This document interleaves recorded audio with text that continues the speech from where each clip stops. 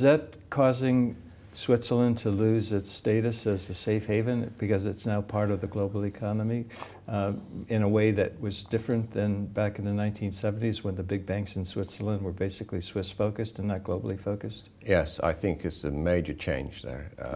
Does that mean the rule of law in Switzerland is being eroded? You know, property rights and things of that No, nature? not yet. Definitely not. I think, you know, I'm a dual citizen. I'm Swedish and Swiss, so I can look at Switzerland from the outside also, not just as a Swiss. And I still think that it's one of the soundest economies and countries and best governed countries in the world still, Switzerland. What about as a place to store metal?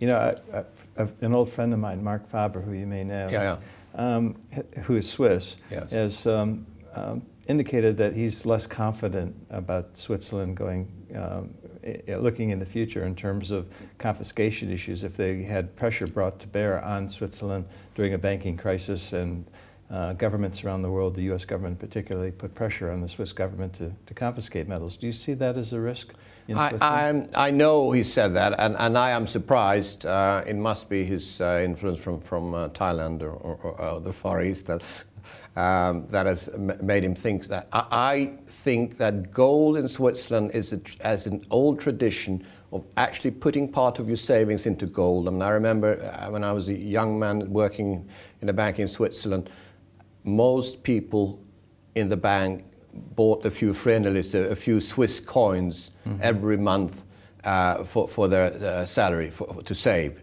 And so there is this old established tradition in Switzerland that for everybody to own gold, was, as you know, in most European countries in the last 50 years, so no bank sells gold.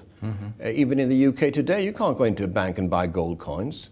Or in most other European countries. Now you've got internet companies selling it. But Switzerland has always had that tradition that you go into your bank and you buy a gold coin. And this is what this is the way many Swiss have been saving. So I think that it would be unacceptable and unlikely that the Swiss will actually ban an old established tradition of putting your savings into gold. Is it in the culture of the way the Swiss people think? I think it is. They have always been savers and they've always looked at gold as part of the saving. So it's in many respects similar to the culture here in Germany where, you know, it's a hard currency country. There's a concept of saving rather than incurring debt. Exactly. And even though they have a younger, newer generation, those old traditions still prevail. They do, and you still find that Swiss is very much of a cash economy, that people, now credit cards are accepted in more and more places now, of course all shops, etc., but a lot of restaurants haven't accepted them until in the last few years. And people like paying with cash in Switzerland, which is very unusual compared to the UK or the US, for example. What's the biggest risk that Switzerland faces today, in your view? Is it the strong... Yes, I think that's a... Potentially, the strong Swiss franc potentially undermining or making the Swiss economy underperforming? Yes, I think that's a big, big problem. Does that also have an impact on the financial and banking sector within Switzerland? I think it could do, because it will impact the country as a whole, and it will mean that the country's economy will deteriorate, and which could be also bad for the banking system.